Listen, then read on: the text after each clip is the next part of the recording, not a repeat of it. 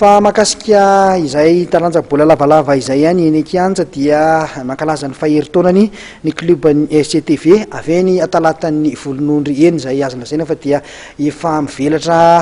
any amin'izany faritra talatany volonondry zany ny taranja bola lavalava mitondra fanazavana mikasika indrindra izay ny mpitantana ao anivon'ny ity klubany RCTV ity. Izay moa zany dia mankalaza ny faheritaona ny club RCTV eto talata volonondry. Ja, dia mahafinaritra ny fahatongavana reo ihany koa. Ny compagnie entraîneur anony fiasana moa zany teo anaty amin'ny misy moa namana zay niaraka ny lalao taloha zany teo anaty zay rugby rera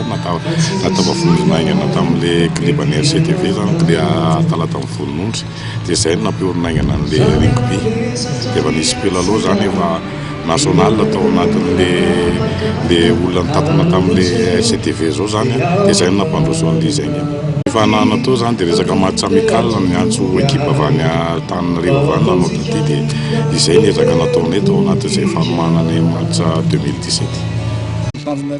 tagnamana zao zakazatra mandeha miandalana zany aloha satria zao vao 14e zao dia mandeha miandalana izy dia miakatra makatao rehefa faharoa zay namafian'le 14e place-nay dia zay miakatra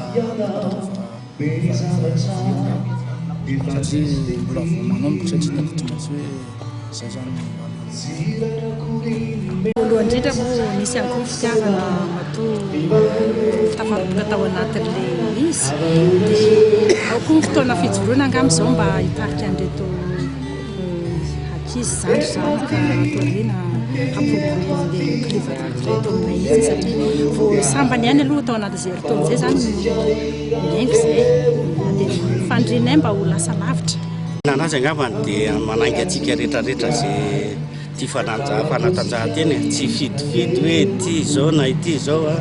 fa fitaizana zany le izy